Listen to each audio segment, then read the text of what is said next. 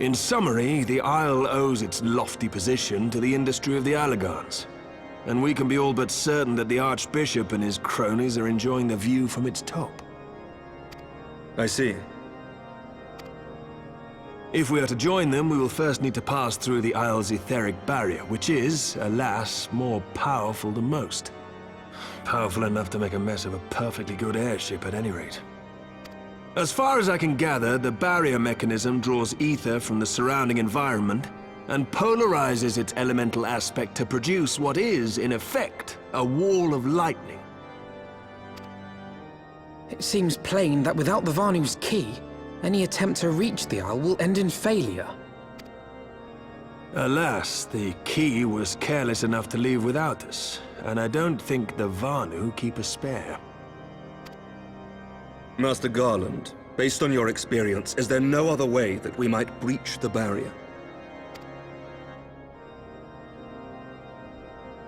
Well, in the past, we've beaten similar barriers by nullifying them with elemental converters. But the one we're up against this time dwarfs aught we've encountered before. The Enterprise simply isn't large enough to bear the requisite amount of crystals.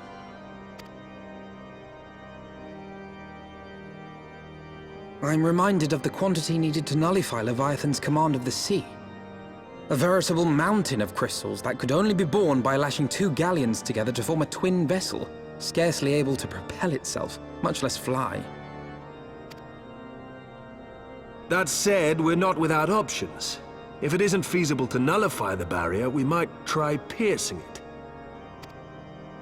How? We create a ram of condensed ether and mount it on my ship. There's just one problem. I don't have the faintest idea how to build one. It's going to take a true authority in the field, I reckon. Would that the Archons were still with us. But yesterday evening, I chanced to find Mistress Tataru in unusually high spirits. Assuming I understood her excited ramblings correctly, she has acquired a clue, pointing to the whereabouts of one such individual. An Archon? Truly? Ha! Fortune favors the righteous, eh? Well then, let's not waste any time. While you go and look for our missing friend, I'll work on modifying the Enterprise. Her hull will need reinforcing to bear the punishment, not to mention a mount for the ram. Just you wait, my pretty. By the time I'm finished, you'll be an airship reborn.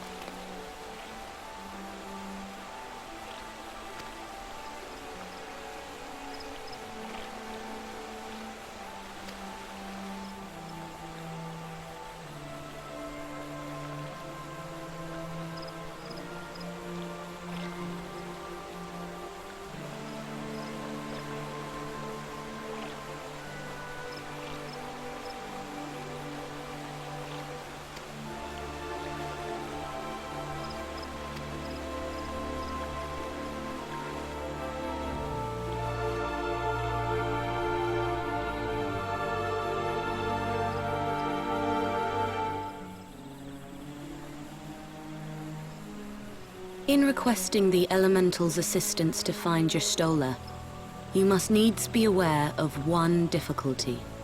A difficulty born of the fundamental difference between man and Elemental.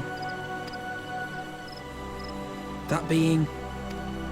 In perceiving the world around him, man relies upon senses such as sight and sound. For the sake of convenience, he gives names to such things as are near or dear to him. Being formed of pure ether, however, such concepts are foreign to the Elementals. Instead, they perceive by observing the ebb and flow of the energies of life. So profound a division cannot be bridged with simple discourse. The Elementals' voices stir not the air, and thus reach not our ears, while our words are but wind to them. Though we seers can commune with them through feelings, naught that we can impart will serve to aid them in identifying Y'shtola. Nay, they must needs be presented with ether which is akin to hers. If you could but find a family member. Oh! I know just the person! Y'shtola has a sister who came to live in Gridania. She told me about her once. Oh, that is most fortunate indeed. Pray, seek this sister out then, and bring her to Evershade. There, we shall petition the Great One's aid in finding your lost companion.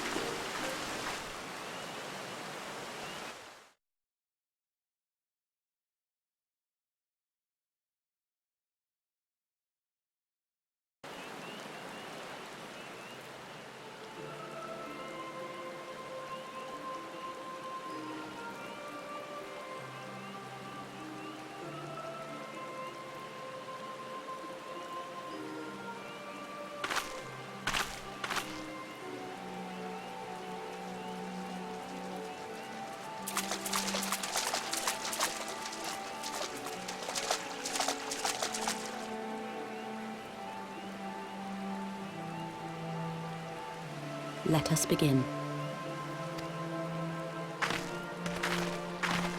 Raya O, Arun, if you would.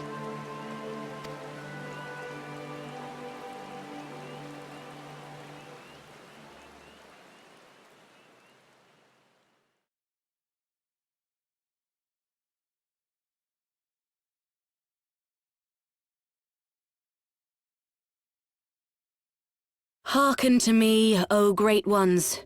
Pray give yourselves to the life stream, a drifting soul to find.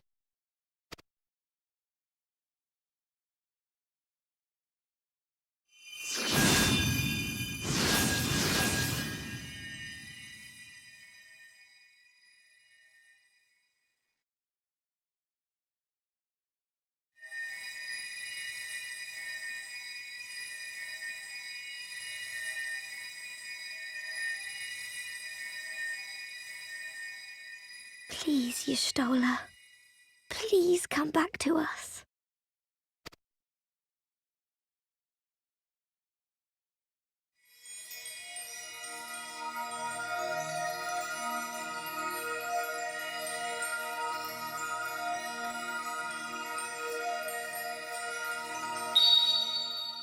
There. Now!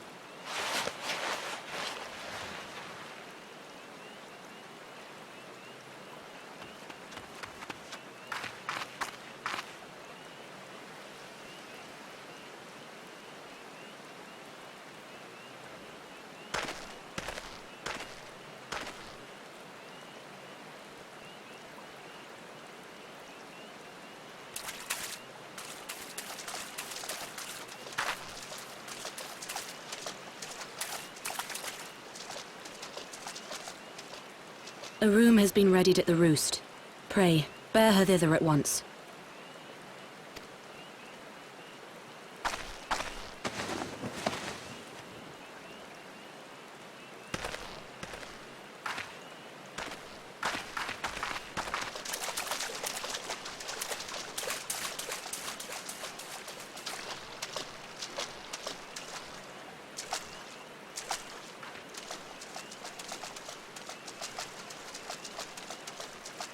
All that remains is to pray, my friends.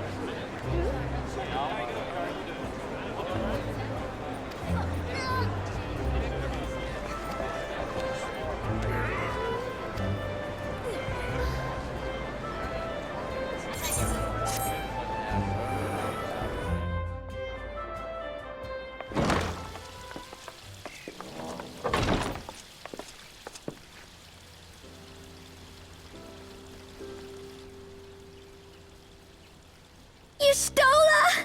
I'm so glad you're back! Tataru.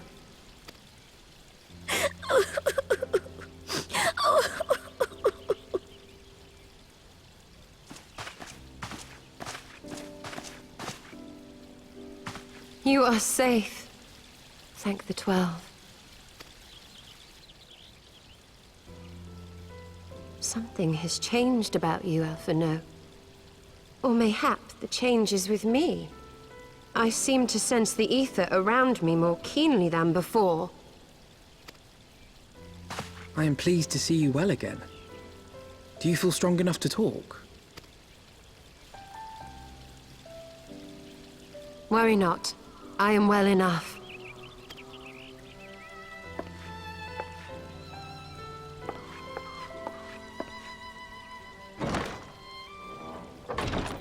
Tell us then, what befell you after you fled the feast? We were told that there had been a tunnel collapse. That was my doing. I brought the tunnel down that you and Minfidia might escape. At the last moment, I invoked a teleportation magic, in hopes of spiriting Thancred away at least. Needless to say, it did not go quite as planned, and I found myself adrift in the life stream. The others?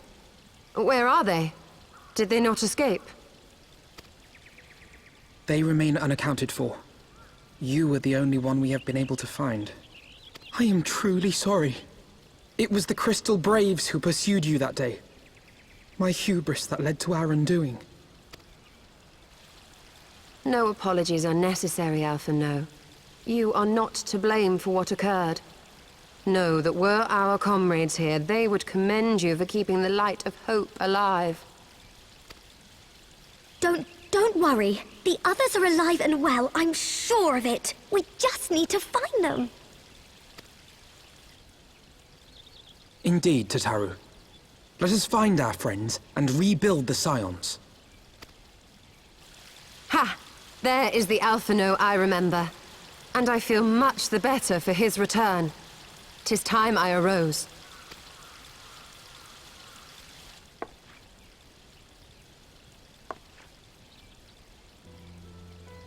That reminds me. I have a change of clothes for you. I don't like to boast, but I made them myself. I learned how to weave while we were in Ishgard, you see.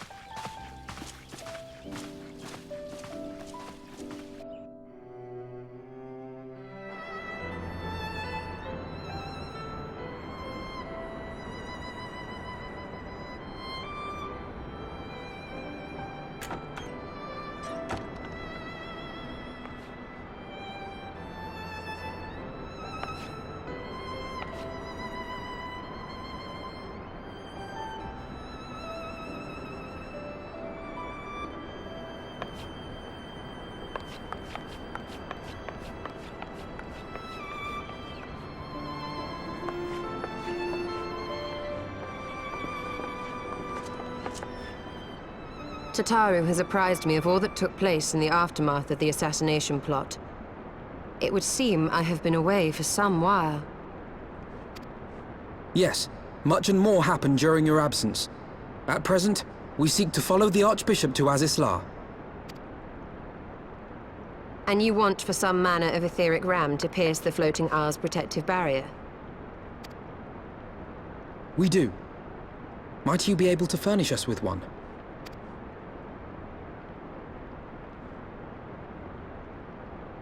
A means to prise open a hole in an Alagarn barrier. And one large enough to admit an airship, no less. Nay, I lack the knowledge to devise such a weapon.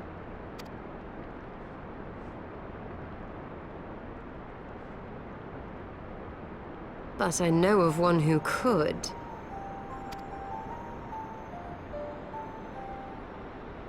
A leading figure in the field of etheric research, and one of the finest scholars ever to grace Sharlayan.